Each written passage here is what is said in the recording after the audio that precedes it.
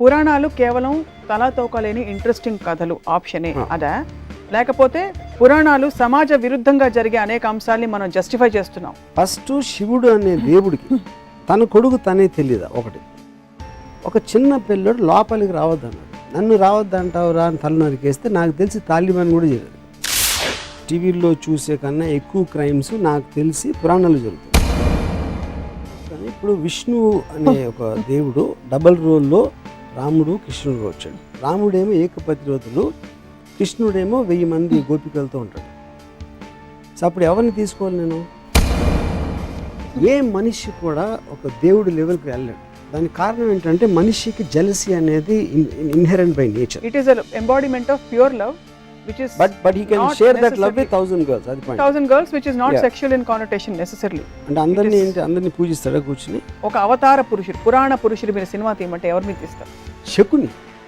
మోక్షం రాకపోతే స్వర్గప్రాప్తి రాదు, స్వర్గప్రాప్తి రాకపోతే రంభ ఉరుసులు దొరకవు. అది మెయిన్ పాయింట్. అవతార పురుషులు అంటారు, అవతార స్త్రీలను ఎందుకు అంటారు? ఏ స్త్రీ కూడా చేతను రోల్ మోడల్గా తీసుకుంటుంది. 100% ఐఎమ్ షూర్.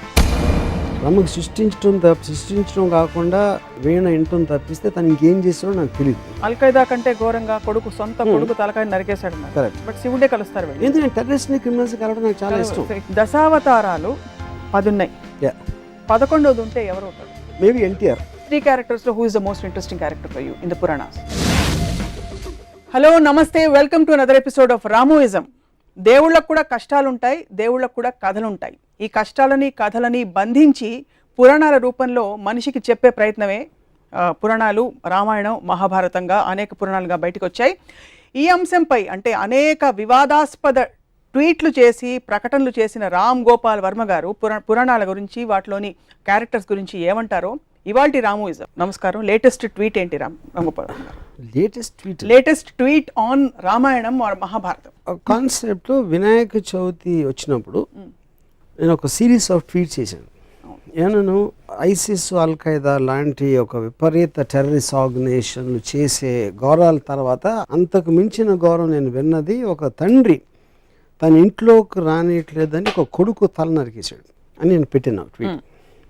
ఒకవేళ తన కొడుకు తల నరికి తర్వాత ఏంటి విషయం తెలిసి తన కొడుకే అని తనకి తెలిసి దారేపో ఏనుగు తల నరికేసి ఏనుగు తల పెట్టేశాడు.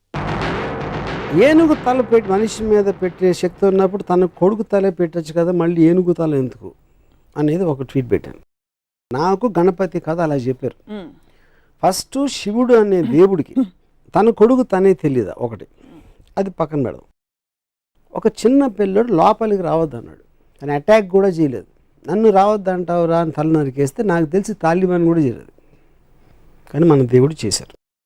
దాని తర్వాత ఏనుగుని చంపితే ఇప్పుడు WWF అంత గోల్ చేస్తారు. మేము సినిమాలో కుక్కను పెడితే సెన్సార్ వాళ్ళు కుక్కర్ని ఏమైనా చేశారా అని అడుగుతారు. ఏమి అన్నింపుని తెలియని ఏనుగుని చంపేసి దాని తలను పెట్టారు. ఆ తల ఎందుకు పెట్టాలి? అదో క్వశ్చన్. దాని మీద బాంబేలో ఒక శివసేన ఇలాంటి ఎంఎస్ గ్రూప్ వాళ్ళు ఇలాంటి ట్వీట్లు పెడతాంటే గణపతి అంటే చాలా పెద్ద బాంబేలో. అంటే దాంట్లో ఒక లీడరు ఇప్పుడు మనం గొడవ చేస్తే దీని గురించి దాంట్లో లాజిక్ అంతా బయటికి అవుతారో తనకే పబ్లిసిటీ వస్తుంది, వదిలేయండి అని చెప్పాడు.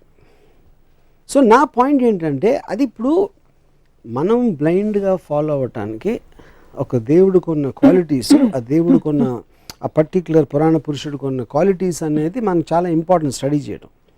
నేను బ్లాటెంట్గా ఇలాంటి ఆస్పెక్ట్స్ ఉన్నప్పుడు దాన్ని క్వశ్చన్ చేయకుండా కేవలం దేవుడు చేశాడు కాబట్టి వదిలేసాం. తాలిబాన్ చేస్తే, అల్ఖైదా చేస్తే వాళ్ళని రాక్షసులు అంటాం. ఇది ఒక ఎగ్జాంపుల్. రెండో ఎగ్జాంపుల్, రాముడు వనవాసానికి వెళ్ళిపోయాడు, సీతమ్మ, లక్ష్మణుడు ముగ్గురు వెళ్ళిపోయారు. 14 సంవత్సరాలకి సరిపడా వాళ్ళకి బట్టలు ఆభరణాలు ఇచ్చారు. అవి ఎవరు మోసారని ఒక ట్వీట్ పెట్టారు. రాముడు మోసాడు, సీత మోయదు అంటే లక్ష్మణుడు మోసాడా? ఒకవేళ ఇవ్వకపోతే అవే బట్టలతో 14 సంవత్సరాలు ఉన్నారా? లేకపోతే అడవిలో వేరే బట్టలు ఎక్కడ కొనుక్కున్నారు? లేకపోతే ఆకులను కట్టుకున్నారు? ఇలాంటివి ట్వీట్ చేశారు. అదేంటి నాకు కించపరచడం కాదు, దాని గురించి జోక్ చేయడం కాదు. ఇలాంటి ఫండమెంటల్ ఎలిమెంట్స్ గురించి నేను సినిమా తీస్తే 1,00,000 రకాల రివ్యూలు రాస్తారు. రామాయణ మహాభారతంలో నేను తీసే అతి చెత్త సినిమాలు కానీ ఎక్కువ లొసుగులు ఉన్నాయని నా ఫీలింగ్. వాటికి ఎవరు ఇంత పూజిస్తారు కానీ రివ్యూస్ రాయరు, నా సినిమాలు ఏమో చూడరు, ఫ్లాప్ చేయిస్తారు. ఆ జలసీ తోటి నా మనసులోంచి వచ్చిన ఒక ఆక్రోషం నుంచి ఆ ట్వీట్స్ వచ్చాయి. ఇక్కడ కార్ ఆన్ చేస్తే అక్కడ డోర్ తీస్తారు, మధ్యలో కార్ ఆగిపోయిందా, పెట్రోల్ పోయించాడా, ఈ డీటెయిల్స్ అన్ని మీరు చూపించారు కదా దేంట్లో మీ సినిమాలో. అంటే నా పాయింట్, ఒక ఫాదర్ కొడుకు తల నరికేయటానికి కారు ఆపేశాడు, పెట్రోల్, ఎంత చిన్న ఎగ్జాంపుల్, అది సరిపోతుందా? అంటే దానికి దీనికి పోలిస్తే మీ గురించి నాకు అర్థమవుతుంది. ఈ పోలిక కరెక్ట్ అని అనుకుంటే severity of the thing question అది కాదు. ఇక్కడ లాజికల్ కార్లు పెట్రోల్ ఉందా లేకుండా వెళ్ళిందా అనేది దాని వలన ఏమి మీకు మారల్ ఆస్పెక్ట్ అనేది ఏమి రాదు. మీకు ఒక స్టోరీలో ఒక లాజిక్ అది. ఇక్కడ it is destroying the fundamentals of God. That is okay. I'm talking about రాముడు బట్టలు మోసాడా, వాళ్ళు ఇస్త్రీ చేసుకున్నారా, గంజి పెట్టి ఇస్త్రీ చేస్తారా, లేకపోతే వాటి ఆ క్వశ్చన్స్ కి ఆన్సర్ గా ఇది కథలో ఓకే. అప్పుడు okay, so okay, I agree, you're right, I'm wrong. So ఇంకో ఎగ్జాంపుల్ ఇస్తాను. కైకేయి పాతకి రాముడిని అడిగి పంపించేస్తుంది, సారీ రాముడిని అడిగి భరతుడికి పట్టాభిషేకం. కైకేయి ఎందుకు చేసింది? రాముడు కన్నా తన కొడుకు అంటే ఎక్కువ ఇష్టం భరతుడు, తన భద్రుడికే రావాలని ప్రతి తల్లికి ఉంటుంది. మాట ఇచ్చింది ఎవరు? దశరథుడు. నువ్వు ఏం చేస్తే అది చేస్తాను. ఎందుకు? ఆ పర్టిక్యులర్ టైంలో ఎమోషన్లో ఏదో ఒక టైంలో తను ఇచ్చాడు మాట. ఆ మాట ఇప్పుడు నాకు చేయాలని. రాముడే కావాలి, రాముడే ఎందుకు కావాలని నాకు బ్రాహ్మణులు ఎక్కడా లేదు. ప్రజలకి ఏం చేస్తే రాముడే కావాలన్నాడు నాకు ఇంతవరకు అర్థం కాలేదు. ఓకే, రాముడు మంచోడు, take it for granted, author Valmiki చెప్పాడు కాబట్టి నేను తీసుకుంటున్నాను. నెక్స్ట్ కట్ ఏంటి? ఒక రాజు, ఒక దశరథుడికి అయోధ్య రాజుగా ప్రజల పట్ల ఎక్కువ రెస్పాన్సిబిలిటీ ఉందా, పాతకైన కైకేయికి ఇచ్చిన మాట ఎక్కువ రెస్పాన్సిబిలిటీ ఉందా? అప్పుడు నాకు రంగనాయకం విశ్వరోక్షణలో ఒక ఎక్స్ట్రాడినరీ పాయింట్ ఏమనిపించిందంటే, కైకేయి నాకు ఇచ్చిన మాట మీరు నిలబెట్టుకోరు, మాట తప్పితే మోక్షం రాదు అనే భయంతో నా మాటకి విలువిస్తున్నారు. మోక్షం రాకపోతే స్వర్గప్రాప్తి రాదు, స్వర్గప్రాప్తి రాకపోతే రంభ ఉరుసులు దొరకరు. అది మెయిన్ పాయింట్ అక్కడ.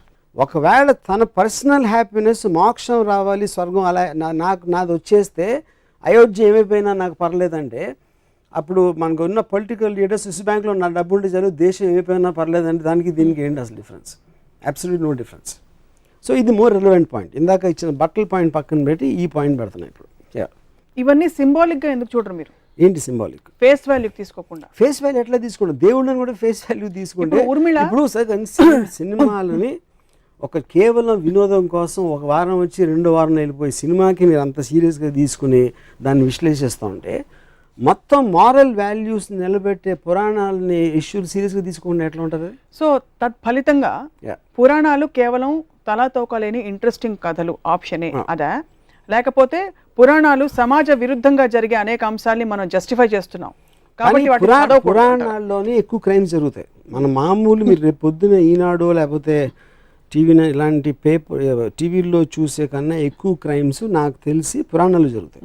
అబ్సల్యూట్లీ లేనిది. యూనో అది ఉండాలా ఉండకూడదా క్వశ్చన్ కాదు, పాయింట్ అది కాదు. మన అంత పూజ నుంచి అంటే అది మన మెంటల్ స్టేట్ని రిఫ్లెక్ట్ చేస్తుంది. పురాణాలని సీరియస్గా తీసుకునేవాళ్ళు అది యాక్చువల్లీ అతని మెంటల్ స్టేట్ రిఫ్లెక్షన్ అది. యూనో సో దాని మీద నేను అబ్జర్వేషన్ చెప్తున్నాను అంతే. రంగనాయకమ్మ గారి విశ్లేషణల ప్రభావం ఇది మీరు నేరుగా చదివి. రంగనాయకమ్మ విశ్లేషణ క్వశ్చన్, రంగనాయకమ్మ ఒక థాట్, ఐన్ ర్యాండ్ అనేది ఒక థాట్.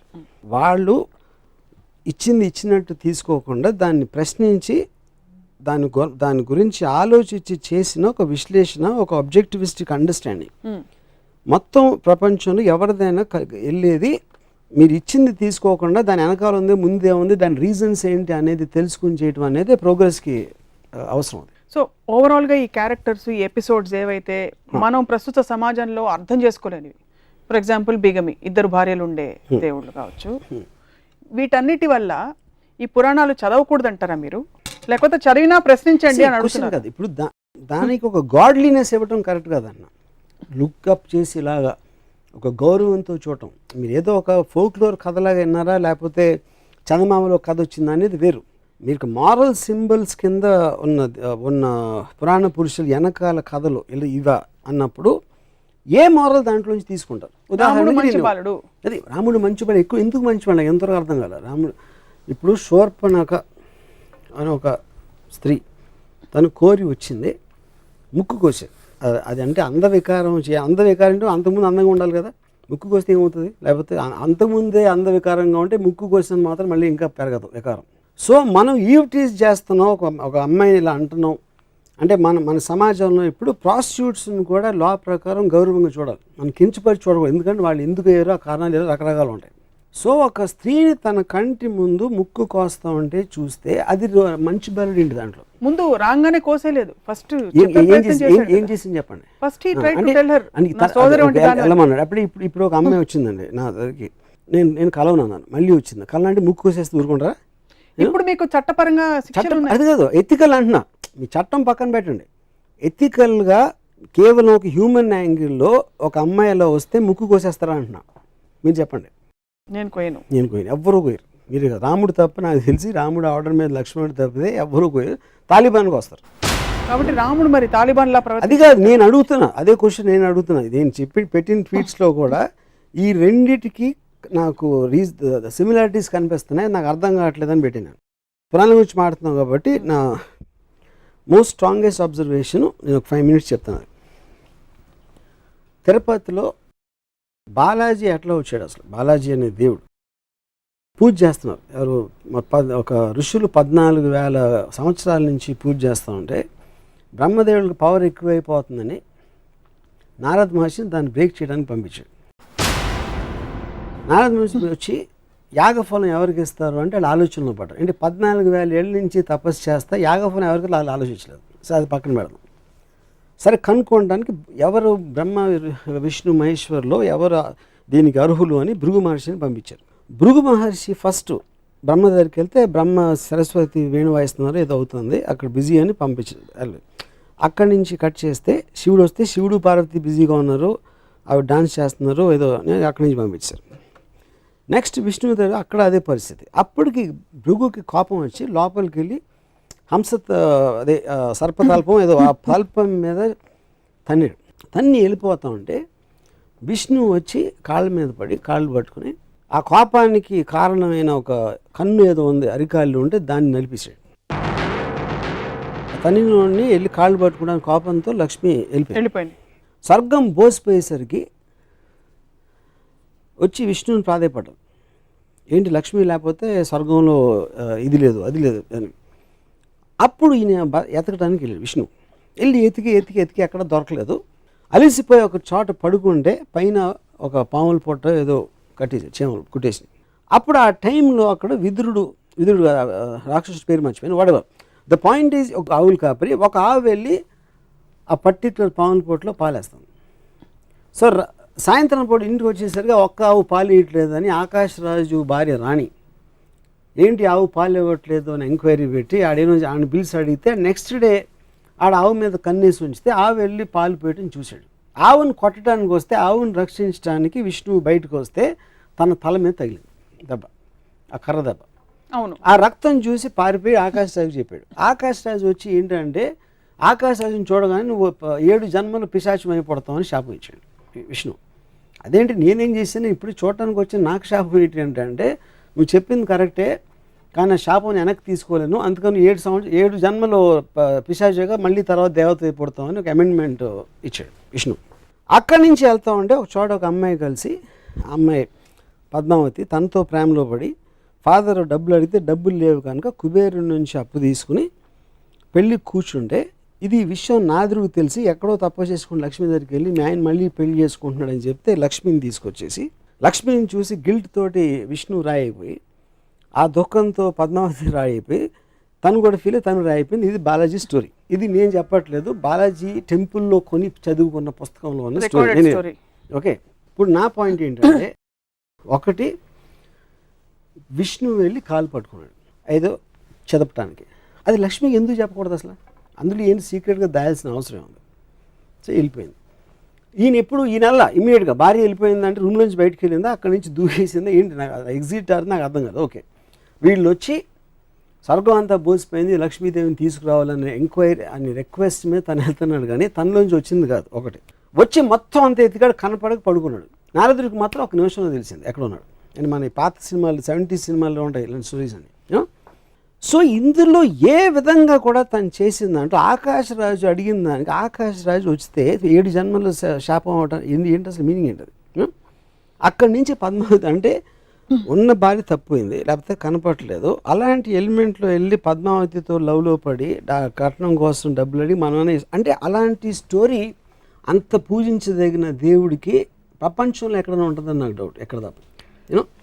సో నేనేమంటున్నాను, ఒక రోల్ మోడల్ గాంధీ గారు ఇలా చేశారు. ఆయన మొత్తం ఇంట్లో అంతా వదిలేసి ఆయన పూర్ పీపుల్కి లేదు కాబట్టి ఆయన ఒక ధోతి ఏదో కట్టుకుని పైన ఏమీ లేకుండా ఆయన చేశారు. ఇంకో ఫలానా లీడర్ ఏదో చేశాడు, ఇంకోటి ఎవరో ఏదో చేశారు. ఇలా రోల్ మోడల్స్ అనేవి వాళ్ళు చేసినట్టు మనం చేయాలి, మనం కూడా అంత ఎత్తుకు ఎదగడానికి ట్రై చేయాలి అనేది రోల్ మోడల్. అది పురాణ పురుషుడు అవ్వచ్చు, లేకపోతే పొలిటికల్ లీడర్ అవ్వచ్చు, లేకపోతే ఒక ప్రజానాయకుడు వాటెవర్ రిబెల్ లీడర్ అవ్వచ్చు. ఏ మాత్రం అసలు రోల్ మోడల్గా సృష్టించడానికి అనేది లేని వాళ్ళని నేను ఇక్కడే చూశాను. ఇది కేవలం హిందూ పురాణాలేనా, అన్ని మతాల పురాణాలు? నాకు తెలిసిన పురాణాలు, హిందూ తప్పితే నేను ఎక్కడ చూడలేదు. సో రామాయణం మహాభారతం రెండిట్లో మీ దృష్టిలో ఏది ఎక్కువ అబ్జెక్షనబుల్ అంటారు, లేక ఎక్కువ కాన్ఫ్లిక్ట్? నాకు మహాభారతం అనేది నన్ను పూజించమని నాకు ఎప్పుడు చెప్పలే. Ramayanam is different. రామాయణం అనేది ఒక దేవుడు, రామాయణం బాలాజీ గణపతి, అది డిఫరెంట్. మహాభారతం అనేది ఒక కథలాగా వచ్చింది. కౌరవులు పాండవులు కజిన్స్, వాళ్ళు పొలిటికల్ ఆస్పెక్ట్స్ వాళ్ళు కొట్టుకుంటున్నారు. ఒక శ్రీకృష్ణుడు అనే క్యారెక్టరు ఇంకో పాల నుంచి ఇక్కడికి వచ్చాడు కాబట్టి ఒక దైవత్వం అనేదానికి ఒక చిన్న ఎలిమెంట్ ఉంది. Otherwise it's normal story. నాకు అది భగవద్గీత అవన్నీ కూడా కాదు. భగవద్గీత మీకు కనిపించదు అందులో? భగవద్గీత ఉంది, కానీ పాయింట్ ఈజ్ భగవద్గీత అనేది నేను అసలు చదవలేదు మహాభారతం మొత్తం. మిగతా అంతటితో చూస్తే అది ఒకటే non interesting part. So me disappointment, I know what Bhagavad Gita is about. Me disappointment అంతా ఇంత పెద్ద పెద్ద దేవుళ్ళ పురాణ పురుషులు అనేది రోల్ మోడల్స్, వాళ్ళకి ఆ క్వాలిటీస్ ఉన్నాయా లేదా అని నా క్వశ్చన్. ఎలాంటి క్వాలిటీస్ ఉండాలి? ఇప్పుడు చెప్పాను కదా, అంటే మీరు చెప్పినవి ఇవన్నీ, అంటే వాళ్ళకి they should be superior human beings. That is what the whole point. మనిషిలా ప్రవర్తించకూడదు, రివెంజ్ ఉండకూడదు, కోపం అది కాదండి. మీరు పూజించి ఫోటో పెట్టుకునేది ఎవరు అంటే ఏ పాటి టైంలో గాంధీ గారు చెప్తాను. గాంధీ గారు నేను 100 చెప్తాను ఇప్పుడే కూర్చుని. ఆయన ఏమేమి చేశారు, ఎంత మహానుభావుడు అని. I can't say the same. Balaji గురించి నేను చెప్పలేను, గణపతి గురించి చెప్పలేను, రాముడి గురించి చెప్పలేను. ఇప్పుడు మీరు ఇంత వివాదాస్పద వ్యాఖ్యలు, ఖచ్చితంగా కాంట్రవర్షియల్ స్టేట్మెంట్స్ అని మీరు చెప్తున్నవి, ఎవరి సెంటిమెంట్స్ హర్ట్ అవుతాయని అనుకోరా? హర్ట్ అవుతాయండి. ఎక్స్ప్రెషన్ చెప్తాను. నేను అడిగిన ఒక లాజికల్ క్వశ్చన్, అది చాలా లాజికల్ క్వశ్చన్ నేను అడుగుతున్నాను. దానికి answer I also want to hear. I'm very curious to hear. నమ్మే భక్తులకి డీటెయిల్స్ అన్ని అవసరం లేదు, వాళ్ళకి అవసరం లేదు, వాళ్ళు చేయకూడదు నేను చెప్పట్లేదు. నేను ఒక స్వతంత్ర పౌరుడుగా నాలోంచి వచ్చిన ఒక డౌట్ని ఎక్స్ప్రెస్ చేస్తున్నాను అంతే. ఇప్పుడు ఎలా అయితే మీరు డౌట్లు ఎక్స్ప్రెస్ చేస్తున్నారో స్వతంత్ర పౌరుడిగా, ఆబ్జెక్టివ్ సోషియో సైంటిస్ట్గా, పురాణాల్లో ఉండే మంచి విషయాలు ఏమైనా తెలుసుకున్నారా? అంటే is there anything that inspires you in the Puranas, any character? నేను చదివినంత నాకు ఎక్కడ కనపడలేదు. ఎక్కడ అంటే ఏంటి, బాగుండాలి, అందరినీ బాగా చూసుకోవాలి, భార్యని సతీమణి అని చూసుకోవాలి, భార్య ఏంటి, లేకపోతే తమ్ముడు అన్నయ్యను కొలవాలి, అలాంటి ఏమంటుందని ఏబిసిడీలు చిన్నప్పుడు హ్యాండ్ రైటింగ్ బుక్స్లో ఉండే అడ్వైజులు అయ్యే అనుకుంటే ఓకే, అవేవి మిమ్మల్ని కానీ అవి ఉన్నాయి. కానీ ఏదైతే ప్రిన్సిపల్ క్యారెక్టర్స్ పురాణంలో వాళ్ళు ఎవరు దాన్ని పాటించరు. మనకి చెప్పే నీతులు పురాణ పురుషుల్లో అత్యంత పెద్దవాళ్ళని మనం అనుకుని ఎవ్వరూ అవి పాటించరు. ఇప్పుడే మీకు ఎగ్జాంపుల్స్ చెప్పాను. పురాణ పురుషుల్లో ఉదాహరణకి, పురాణాల్లో ఇంటెన్షన్, ఒరిజినల్ ఇంటెన్షన్, రాముడు లాంటి ఒక మహోన్నతమైన మానవ రూపంలో ఉండే దేవుడు ఇంకో పరస్త్రీకి వేసి కన్నెత్తి చూడు, అందుకే రాముడు అంతటి నిజాయితీ ఉండే వ్యక్తి, అంటే కమిట్మెంట్ ఉండే వ్యక్తి అని చెప్తారు. అలాగే సీతమ్మ వారు, ఆవిడ వెళ్ళి అశోకవనంలో కూర్చున్న సమయంలో రావణాసురుడు అంతటి ఘోరమైన రాక్షసుడు కూడా, 10 తలకాయల రాక్షసుడు కూడా పరస్త్రీ కదా అని అడ్వాంటేజ్ తీసుకోలేదు. ఆవిడ అశోకవనంలో అక్కడ పెట్టాడు కానీ ఆవిడని. So there lot of good things to talk about. ఇప్పుడు చెప్తాను. ఇప్పుడు విష్ణు అనే ఒక దేవుడు డబల్ రోల్లో రాముడు కృష్ణుడుగా వచ్చాడు. రాముడేమో ఏకపతివ్రతుడు, కృష్ణుడేమో 1000 మంది గోపికలతో ఉంటాడు. సో అప్పుడు ఎవరిని తీసుకోవాలి నేను? ఇదొక కృష్ణుడు కాదా? ఇదొక యుగం, అదొక యుగం. యుగం కాదు, యుగం కోసం. యుగాలు ఎందుకు? యుగాలు మారినా మీకు నీతులు ఎట్లా మారుతాయి? ఎందుకంటే ఫోకల్ పాయింట్ మారుతుంది, మీరు పర్స్పెక్టివ్. అప్పుడు రాముడు ముందా కృష్ణుడు ముందా? రాముడి ముందు. రాముడి ముందు. అప్పుడు కృష్ణుడికి 1000 వస్తే ఇప్పుడు 1,00,000 అవ్వాలిగా. ఇంకొక అవతారం వస్తే వస్తుందేమో. అది కాదు, మీ రోల్ మోడల్ అప్పుడు మనం ఫాలో అవ్వాలి. రాముడు రోల్ మోడల్ ఎందుకు ఏకపత్నివ్రతుడు, మనం కూడా ఒకే అమ్మాయితో ఉండాలి, రోల్ మోడల్. అవును. శ్రీకృష్ణుడు దాన్ని బ్రేక్ చేశాడు మీరు చెప్పిన లా ప్రకారం. ఇంకో యుగంలో అది వర్తించదు, అందుకని 1000 మంది గోపికలను తీసుకున్నాడు. అప్పుడు నేను రోల్ మోడల్, నాకు కృష్ణుడాడు. ఇప్పుడు ఇంకా అడ్వాన్స్ అయింది కాబట్టి ఇప్పుడు 1,00,000 గోపికలు అవుతావా, మళ్ళీ వెనక్కి వెళ్తామా? శ్రీకృష్ణుడు మీకు రోల్ మోడల్ అయినప్పటికీ శ్రీకృష్ణుడు నాకు స్వచ్ఛమైన అవ్వలేదు. ప్రేమ, నేను మీ ప్యూర్ లవ్. క్వశ్చన్ గురించి చెప్తున్నాను. Pure love. It is an embodiment of pure love. శ్రీకృష్ణుడి గురించి మనకి తెలిసింది he was an embodiment of pure love. నెమలి పింఛం అనేది ఎందుకు పెట్టుకుంటారంటే it is an embodiment of pure love which is but he can share that love with 1000 girls. అది point. 1000 girls which is not sexual in connotation necessarily. అంటే అందరిని పూజిస్తాడా కూర్చుని? అది తెలీదు, but this is what we no. నెమలి పింఛం అన్నది కూడా సంకేతం. నిమిల్ పింఛం అని పక్కన పెట్టిన అది డ్రెస్. అది ఇప్పుడు ఇవాళ క్యాప్ వేసుకున్నట్టు అప్పుడు నిమిల్ పింఛం వేసుకుంటారు. దానికని ఎక్కువ ఇంపార్టెన్స్ ఇవ్వద్దు. తను చేసే పని చెప్పండి నాకు. ఏం డ్రెస్ అనేది మన costume is not the point. సీన్లో కంటెంట్ అనేది పాయింట్. అక్కడ సీన్లో కంటెంట్లో విష్ణు అవతారమే రాముడు. విష్ణు అవతారం రాముడు ఏకపత్ని భక్తులు అని చెప్పినప్పుడు తను ఇంకో రోల్ వేసినప్పుడు మొత్తం ఆపోజిట్లో వేస్తే దానికి వ్యాలిడిటీ ఏంటని అడుగుతున్నాను. కాబట్టి రెండింటికి వ్యాలిడిటీ లేదంటారా? ఒకటి తీసుకుంటారు. క్వశ్చన్ అది కాదు. రోల్ అంటే ఇప్పుడు రాముడు అది ఒక్కటి చేసి ఉండొచ్చు, దానికి ఆపోజిట్గా 10 చేశారు దాంట్లోనే, రామాయణంలోనే నాకు చెప్పాను. అన్ని మతాల దేవుళ్ళని లేక పురాణాలని మీరు ఎప్పుడు స్టడీ చేయాలన్న ఉత్సుకత మీకు కలగలేదు? స్టడీ చేయడం మామూలుగా ఇప్పుడు నేను ఎక్స్పర్ట్ని కాదు పురాణాల్లోని, లేకపోతే బుక్స్ రాసేసి మన కల్పవృక్షం విశ్వనాథ సత్యనారాయణ గారు. I'm not an expert on that. నేను ఒక మామూలు జనంలాగా నాకు తెలిసిన అంటే నాకు బాలాజీ టెంపుల్లో నుంచిన వాళ్ళు కన్నా నాకు ఎక్కువ తెలుసు. గణపతి టెంపుల్, సిద్ధి వినాయక్ ఇక్కడికి వెళ్ళిన వాళ్ళు నాకన్నా ఎక్కువ తెలుసు. రెగ్యులర్గా టెంపుల్కి వెళ్ళే వాళ్ళు కన్నా నాకు ఎక్కువ నాలెడ్జ్ డెఫినెట్గా. నేను ఎక్స్పర్ట్ అవ్వకపోవచ్చు దాంట్లో. సో నేను మామూలు ఒక జనం ప్రతినిధిగా పురాణాల మీద నాకు వచ్చిన డౌట్ ఎక్స్ప్రెస్ చేస్తున్నాను అంతే. దీనివల్ల భక్తులు ఎంత డీప్గా వెళ్తే మీకు అంత పోతుంది ఇంప్రెషన్. అది నేను గమనించింది. ఎక్కువ డీప్గా అందుకే భక్తులు డీప్గా వెళ్ళరేమో. కల్పవృక్షంలో మొత్తం డిస్క్రిప్షను సీత సెక్షువాలిటీ మీద ఉంటుంది. అది నాకు రామాయణ రిజిస్ట్రేషన్ చదివే వరకు తెలియదు నాకు, ఎందుకంటే నేను అలాంటి లాంగ్వేజ్ నేను చదవను కాబట్టి.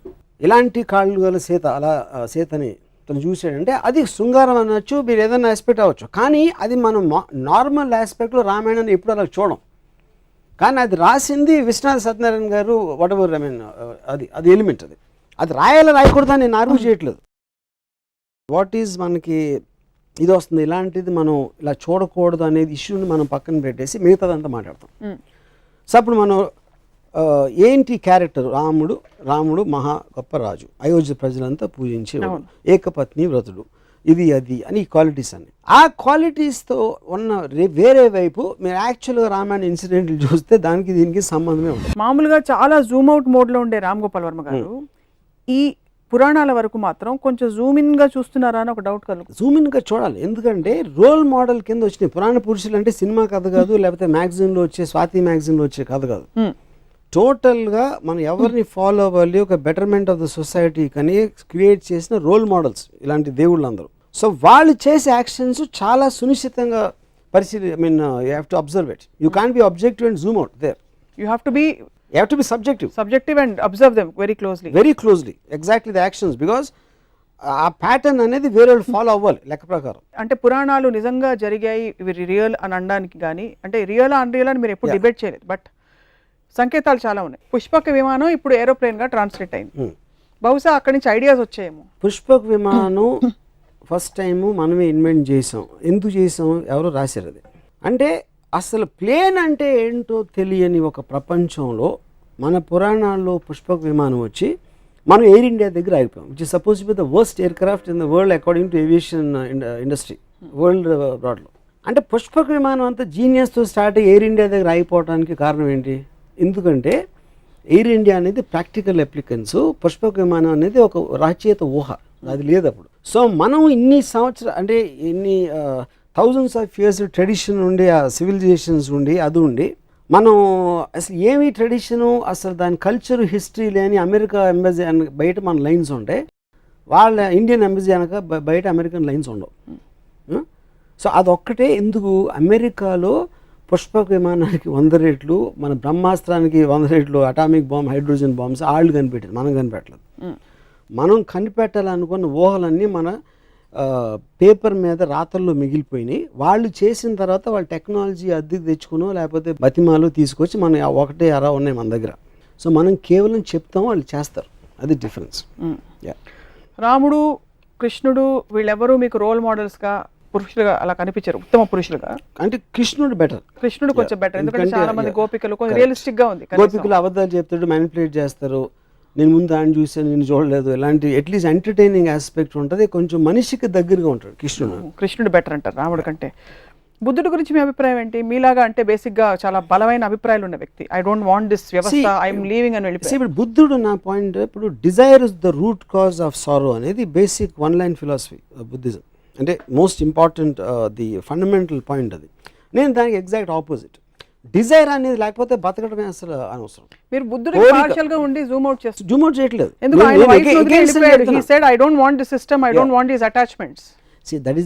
నేను first time talking about philosophy. తర్వాత తను ఏం చేశాడని నాకు పెద్ద అవగాహన లేదు బుద్ధుడు అంతకుముందు ఏం చేశాడు అనేది. Dzire is the root cause of సారో, అంటే కోరిక ఉంటే కోరిక తీరినప్పుడు మనకి సారోస్ వస్తాయి, కోరిక వదిలే అని చెప్పాడు. కోరిక లేకపోతే బతకటమే అనవసరం అనేది నా philosophy. So I'm the exact opposite of Buddha.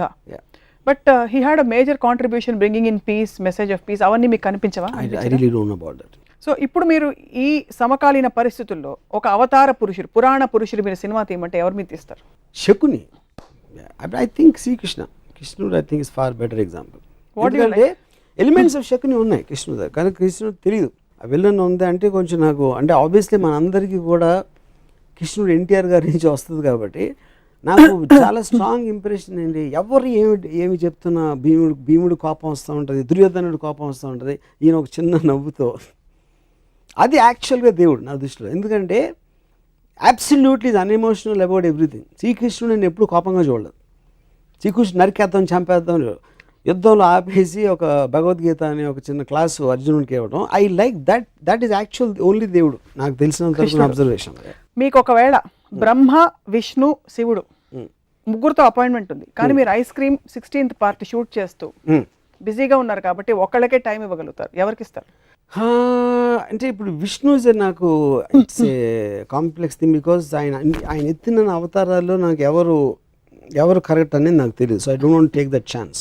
బ్రహ్మ అనేది నేను ఎప్పుడు దేవుడిగా చూడలేదు, ఎందుకంటే ఎవరు పూజించరు. బ్రహ్మకు సృష్టించడం కాకుండా వీణ వినటం తప్పిస్తే తను ఇంకేం చేస్తాడో నాకు తెలియదు. అట్లీస్ట్ నాకు ఆ నాలెడ్జ్ లేదు.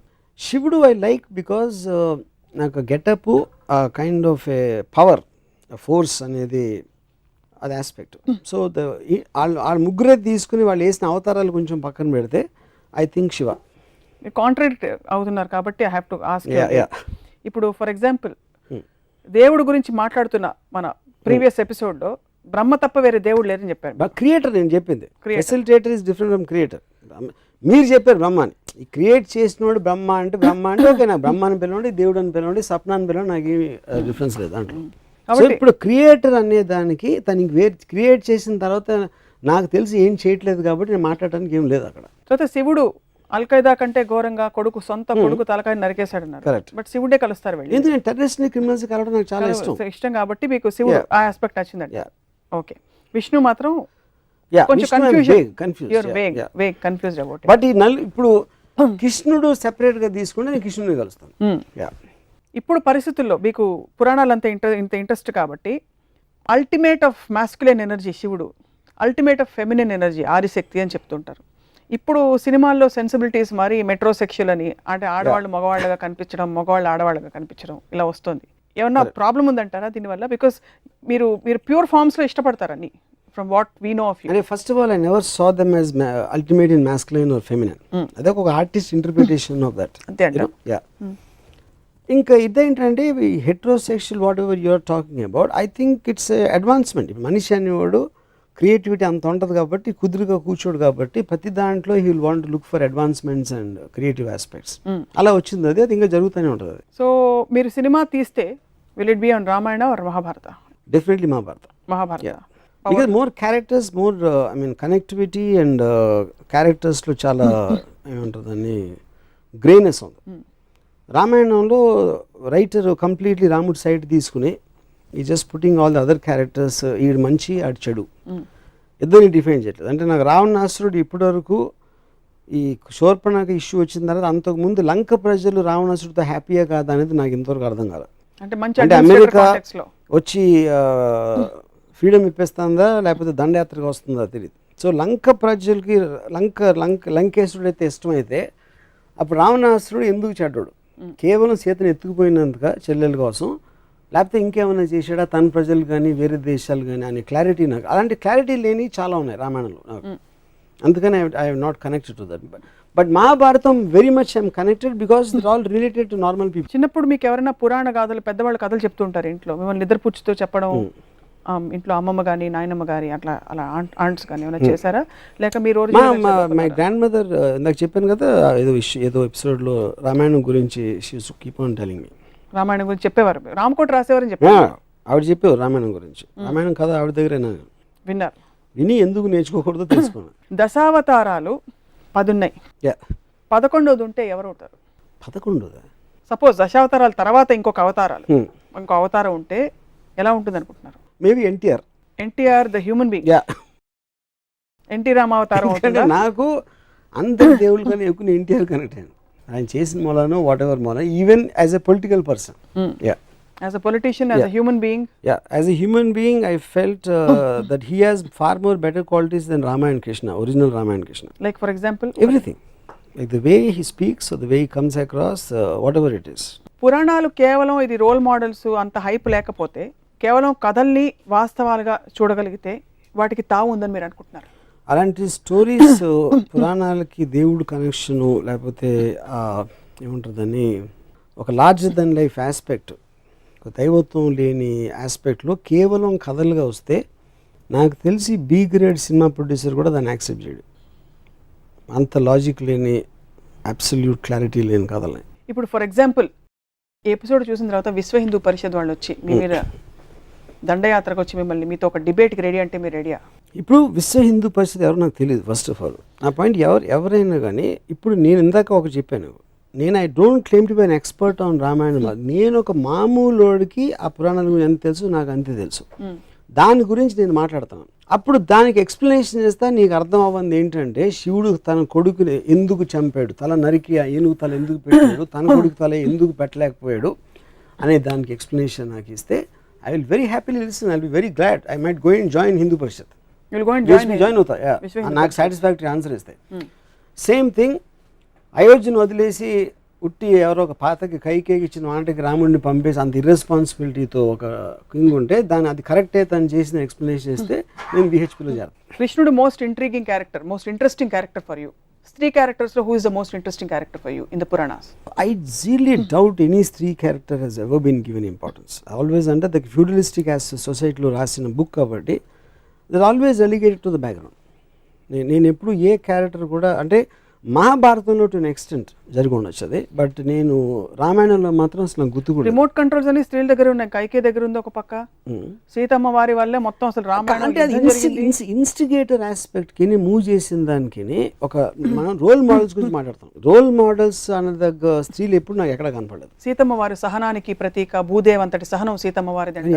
ఎలాగా అంటే అప్పుడు ఏంటంటే దాన్ని రాసింది నేను ఏం చేసినా పడి ఉండాలి అని మగోడు ఒక స్త్రీని నొక్కి పట్టుంచడానికి ఒక సీతమ్మ వారి ఒక ఎగ్జాంపుల్ ఇచ్చి ట్రై చేశారు ఫ్యూడల్ కైండ్లో. I think that is what it is. So it's not relevant now. It is not relevant. It should not be relevant. What should she have ఇప్పుడు నాకు ఒక normal average Indian housewife she behaves like Sita. I think it is slavery. It is slavery. ఏం చేస్తుంటారు ఇప్పుడు modern Ramayanam జరుగుతుంది, తను ఊరుకోదు ఇలా చేస్తే. ఎవరైనా ఎత్తుకుపోయారు ఇప్పుడు ఏ స్త్రీ అయినా వచ్చేసి వెళ్ళిపో అడవికి వెళ్ళిపోతే అని భార్య మీరు వెళ్ళిపోతే నేను వచ్చేస్తాను వెనకాలంటదా? ఎందుకు మీరు అడగాలని ప్రవోక్ చేస్తుంది కదా ఎవరైనా. అంటే అప్పుడు ప్రవోక్ చేయకపోతే పతివ్రత కదా. ఏ ఇంట్లో కూడా మన కుటుంబం మనది మనం చూసుకోవాలి ఎవరైనా సరే అనేది ఒక థర్డ్ అబ్జర్వేషన్ ఇవ్వటం అనేది ఏ భార్యకైనా తన రెస్పాన్సిబిలిటీ. అంతేగాని భర్త ఎవరిదో మాట వినేసాడని తను వెనక నోరు మూసుకుని వెళ్ళిపోయి ఒక బొమ్మలా ఉంటే there is no personality in that person. అది మోడర్న్ ఇప్పటి రోజుల్లో వాట్ ఎవర్. కానీ అక్కడి నుంచి మనం ఇక్కడికి వచ్చాం కదా రోల్ మోడల్ అంటే. ఎందుకంటే with time and with we understood it is wrong. So in brief these characters from the Puranas are not relevant in these days and even they don't even make great stories. They were never relevant.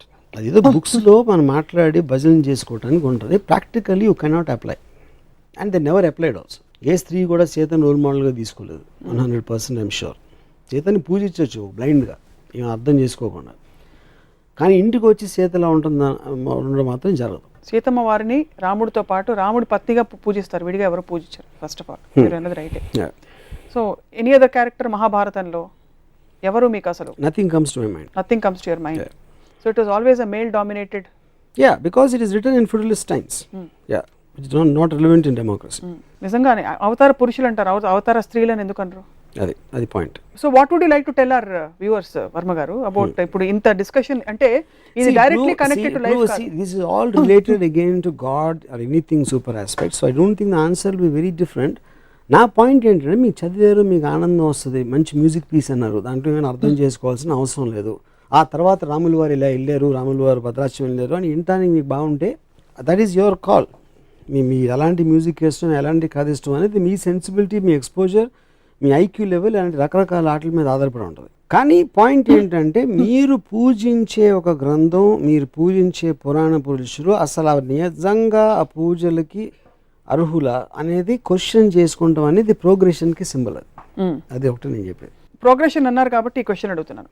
అప్పట్లోనే పురాణాల్లో progressive thoughts, for example homosexuality లాంటి కొన్ని బలమైన ఇప్పుడు ఇంకా వివాదాస్పదం అవుతున్న కొన్ని అంశాలు అప్పుడే ప్రస్తావించారు. అప్పుడు ప్రోగ్రెసివ్ టైమ్స్ కాదంటారు. అయితే ఇప్పుడు అది ప్రస్తావించి తర్వాత వెనక్కి ఎందుకు వచ్చామన్న, పుష్పక విమానం కట్టేసి ఎయిర్ ఇండియాకి వచ్చి అప్పుడు అది చెప్పి ఇప్పుడు కూడా సెక్షువల్ రిప్రెషన్ పెట్టి అప్పుడు అక్కడ ఏదో మనం టెలిస్కోప్ దిక్సూచి ఉంది అని చెప్పి ఇటలీ అమెరికా కనిపెట్టిన 40 సంవత్సరాలకి మన దేశానికి వచ్చి అక్కడ కనిపెట్టి అక్కడ ఎందుకు ఆపేసి, ఎందుకంటే మనం కనిపెట్టలే, ఇది అదేమీ లేదు, అది ఎవరో రాసుకున్నారు. ఆ పర్టికులర్ రాసిన అతను తనకి గే ఫీలింగ్స్ ఉంటే తను రాసేసి ఉంటాడు.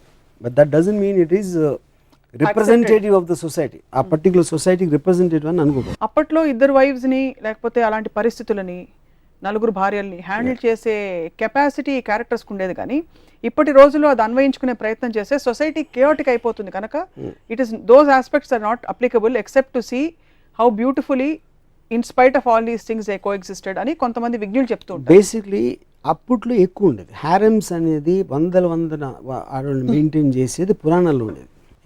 In any religion including the kings 1940 ముందు ఉన్న ఇండియన్ కింగ్స్ కూడా they use to maintain a lot. So the point of complete అమ్మాయి ఆడవాళ్ళకి ఫ్రీడమ్ ఇవ్వకుండా ఇష్టం వచ్చినట్టు బతికే ఆస్పెక్ట్ అనేది ఫ్యూడలిజంలో ఉంటుంది. And all Puranas are connected feudalism. ఎందుకంటే రాముడు వాళ్ళందరూ రాజులు, మహారాజుల కాలంలో జరిగిన స్టోరీ అది. అవును. సో ఆ ఆస్పెక్ట్లో మీరు ఇందాక చెప్పిన దానికి రెలవెన్స్ ఉండదు. అది ఇప్పుడు దాంట్లో ఏంటి, మీరు ఒక లిబరల్ సోషల్ ఒక కాంప్లెక్స్ ఆస్పెక్ట్ ఆఫ్ డెమోక్రసీ సొసైటీలో ఉన్నప్పుడు ఇద్దరు భార్యలకి మల్టిపుల్ వైఫ్స్కి ఫ్యూడలిస్ట్ కాలంలో ఉండేదానికి ఫండమెంటల్ తేడా ఉంది. ఎందుకంటే అక్కడ రిప్రెషన్ ఎక్కువ ఉంటుంది. ఇప్పుడు రిప్రెషన్ ఉండడానికి ఛాన్స్ లేదు. ఎందుకంటే ఒక అమ్మాయికి తన భర్త నచ్చకపోతే she can walk out, she can ask the help of the law or society or she can stand on our own feet. అంత ఫ్రీడమ్ వచ్చినప్పుడు పురాణాలు హ్యావ్ నో రిలవెన్స్. ఒక చిన్న క్వశ్చన్ నేను మిమ్మల్ని అడుగుతాను, మీరు అడుగుతున్నారు కాబట్టి చాలా ప్రశ్నలు పురాణాల గురించి. I would like to ask you, గుళ్ళు కట్టించినప్పుడు కూడా రాముడు అవతారం, కృష్ణుడు అవతారం, నరసింహ అవతారాన్ని కూడా కట్టించారు గుడి. పరశురామ అవతారానికి లేదు. ఫస్ట్ వచ్చిన మత్స్య, కూర్మ, వరాహ అవతారాలు ఉన్నాయి. వాళ్ళ గుళ్ళు ఎందుకు లేవంటారు? ఇప్పుడు గుళ్ళు కట్టడం అనేది బేసిక్గా అంటే ఆల్వేస్ మనకు ఒక హ్యూమన్ బీయింగ్ ఆస్పెక్ట్ ఉండదు దాంట్లో, ఏదో చేస్తారు అని. అప్పుడు ఎందుకంటే చేపని ఏం చేసినా చేప ఏదో ఈదుతుంది, ఈదటం కన్నా ఇంకేం చేస్తుందో తెలియదు మనకి. వరాహం అంటే ఇప్పుడు నేను లోకలైజ్ లాంగ్వేజ్లో పందు ఏదో వడవర్, ఐ మీన్. సో ఒక యానిమల్ ఆస్పెక్టు, ఒక చేప, ఒక స్నేకు, సర్పావతి, ఇవన్నీ కూడా you don't know where else to take it. కానీ అంటే మన కార్టూన్స్ లాగా ఒక హ్యూమన్ ఆస్పెక్ట్ ఇచ్చేస్తే కార్టూన్కి మీ కనెక్టివిటీ ఎక్కువ ఉంటుంది. సో హ్యూమన్ అవతారాలన్నీ కూడా శ్రీకృష్ణుడు అవతారానికి మత్స్య అవతారం చేప, శ్రీకృష్ణుడు అంటే మనిషి. అప్పుడు ఎలా ఉంటాడు, ఏం చేశాడు, తను పొద్దున్న లేచి ఎవరికి పుట్టాడు, ఎలా పెరిగాడు, బాల్యం, తర్వాత ఏం చేశాడు, ఇవన్నీ ఉంటాయి. కాబట్టి మీకు కనెక్టివిటీ అనేది జరుగుతుంది ఎక్కువ, which is the reason why human shapes అనేది ఇంపార్టెంట్ అక్కడ. సో హ్యూమన్ షేప్స్ లేని అవతారాలకు అందుకే గుళ్ళు లేవు. That's the main issue. మీకు చాలా భయంకరమైన నాలెడ్జ్ ఉంది పురాణాల మీద. ఉంది కాబట్టి ఈరోజు మీ అభిప్రాయాన్ని మాతో పంచుకున్నారు. టీవీ ఛానల్ తరఫున, బహుశా మీ తరఫున కూడా ఇది ఎవరిని నొప్పించడానికి ఉద్దేశించిన కార్యక్రమం కానే కాదు. కేవలం ప్రజాస్వామ్యంలో స్వేచ్ఛగా మీరు వ్యక్తపరిచే, రామ్ గోపాల్ వర్మ గారు వ్యక్తపరిచే కొన్ని అభిప్రాయాలు, ప్రశ్నలు, బహుశా ఎవరికైనా సమాధానాలు ఉంటే గనక తప్పకుండా మమ్మల్ని మీరు కాంటాక్ట్ చేయవచ్చును. వర్మ గారికి మేము ఈ సమాధానాలు తెలియపరుస్తాం. ఏమంటారు రాము గారు? Of course I will love it. నేను మీరు చెప్పింది అదే, నేను నొప్పించడానికి నా ఇంటెన్షన్ కాదు. కానీ మీరు బిలీవ్ చేస్తుంది మీరు ఎప్పుడన్నా ఆలోచించారా? నేను ఆలోచించిన దానికి నాకు సమాధానం లేదు, మీ దగ్గర సమాధానం ఉంటే I will be very happy to hear, and మీరు అప్పుడు వేసిన క్వశ్చన్స్కి నేను ఆన్సర్ చెప్పడానికి ఇక్కడ ఉంటాను. So closing on a positive note, ఒక అవతార పురుషుడు, ఒక ఎగ్జాంపులరీ హ్యూమన్ బీయింగ్ని మనం రోల్ మోడల్గా పెట్టుకుని ఒక సొసైటీకి ఒక గైడెన్స్ అవుతుందంటే మీరు ఎవరిని సజెస్ట్ చేస్తారు? అది ఇంపాసిబుల్, జరగదు. ఎందుకంటే ఏ మనిషి కూడా ఒక దేవుడి లెవెల్కి వెళ్ళాడు. దానికి కారణం ఏంటంటే మనిషికి జెలసీ అనేది ఇన్హెరెంట్ బై నేచర్. సో ఒక టైంలో మనం చాలా టైం అయిపోయింది కాబట్టి మనం గాంధీ గారు మహాత్ముడు అంటాం. కానీ గాంధీ గారు ఉన్న టైంలో ఆయనకు చాలా పొజిషన్ ఉంటారు, రకరకాల క్రిటిసిజం ఉండేది. సో ఇప్పుడు ఇవాళ రోజున సేమ్ గాంధీ క్వాలిటీస్తో ఉన్న ఒక మనిషి వస్తే, ఒకవేళ ఇవాళ మన పూజ్యని బాపూజీ అంటున్నాం, టీవీ 9లో వికట కవిలో వేస్తారు ఫస్ట్. వికట కవిలో వచ్చిన తర్వాత ఎవ్వరూ లీడర్ అవ్వలేరు దాని తర్వాత. సో మనిషికి ఇంకొక మనిషి మీద రెస్పెక్ట్ ఉండటం అనేది జరగదు, ఇంపాసిబుల్. అది ఫేజెస్లో షార్ట్ పీరియడ్స్ జరుగుతుంది. మరి అందుకని గురువులు అంటే అది రిలీజన్ కనెక్టెడ్. దేవుడు మనిషి కాబట్టి సస్టైన్ అవుతారు. ఎప్పటి వరకు స్కాండల్ వచ్చే వరకు. నిత్యానంద స్వామి కన్నడ భాషలు చూసాడు, లేకపోతే ఆసారాం బాపు ఎక్కడో వెళ్ళి అలాంటి ఒక హ్యూమన్ థింగ్ చేసినంత వరకు వాళ్ళ దృష్టిలో దైవం తర్వాత వాళ్ళే, లేకపోతే వాళ్ళు కూడా దేవుళ్ళే. సో దేవుడు అనేది, పురాణ పురుషుడు అనేది దానికి ఇంపార్టెంట్. ఎందుకంటే మీకు ఒక లార్జర్ దెన్ లైఫ్ ఒక రోల్ మోడల్ అవసరం. అండ్ అది మనమే సృష్టించుకుంటున్నాం. దేవుడు సృష్టించాడు, మనం సృష్టిస్తున్నాం దేవుడిని మన అవసరం కోసం. Although it's not relevant to the discussion we had. పురాణాలు జరిగాయని మీరు నమ్ముతున్నారా? నేను నమ్మను. ఎందుకంటే అంత లాజిక్ లేనిది రేషనల్గా జరగడం కష్టం, ఇంపాసిబుల్ అది. ఎందుకంటే నేను వాళ్ళు రాసిన పురాణం బట్టి చెప్తున్నా. ఎన్ని సంకేతాలు ఉన్నా, శ్రీలంక బ్రిడ్జ్ కనిపించినా, ఇంకోటి కనిపించినా, శ్రీలంక బ్రిడ్జ్ మనం చెప్తున్నాం. మన ఇండియాలో ఏంటంటే ఏది కనిపించినా నాదే అని చెప్తాం. పైన రామజన్మభూమి అది ఇది అని కొట్టుకుంటున్నారు. అదే చెప్తారు, ఎవరు చెప్తున్నారు? నా పాయింట్ చెప్తున్నారు. ఇందాక చెప్పాను కదా, పుష్పక విమానం కనిపెట్టిన అక్కడ ఎక్కడికి వెళ్ళిపోయింది, వచ్చిన తర్వాత ఎందుకు వెళ్ళిపోయింది అనేది నా ప్రశ్న. So you don't even believe. మీరు త్రేతాయుగంలోనో ద్వాపరయుగంలో ఎక్కడో పుష్పక విమానం ఒకవేళ తయారు చేసి ఉంటే అది ఉండలేదు, ఏమైపోయింది, ఆ థాట్ ఎక్కడికి వెళ్ళిపోయింది? ఒకటి, పెట్రోల్ లేకుండా నడిచేది అది. కానీ ఎందుకు వెళ్ళిపోయింది, ఎక్కడికి వెళ్ళిపోయింది అది? అప్పుడు మళ్ళీ రైట్ బ్రదర్స్ 1910లో ప్లేన్ చేసిన తర్వాత మనం 1940లో అడుక్కుని ఒక చిన్న ప్లేన్ తెచ్చుకున్నాం. పుష్పక విమానం తెలివి మనకి అన్ని వేల సంవత్సరాల క్రితం ఉంటే మధ్యలో ఎక్కడికి వెళ్ళిపోయిందో తెలివి అంటున్నా. కల్కి అవతారం అయిపోయిందంటారా, ఉందంటారా, ఇంకా వెయిట్ చేస్తారా మీరు ఏమన్నా? అంటే నేను కల్కి వచ్చే టైంకి నేను అసలు అవతాల గురించి పట్టించుకోవడం మానేశాను. So I don't have any knowledge about that. బహుశా చెప్పలేము, మన మధ్యలో ఎక్కడైనా మన మనుషుల్లో దాగి ఉన్నా ఉండొచ్చు. నేనే అవ్వచ్చు, మీరే అవ్వచ్చు. అవతార పురుషుడు రామ్ గోపాల్ వర్మ గారు.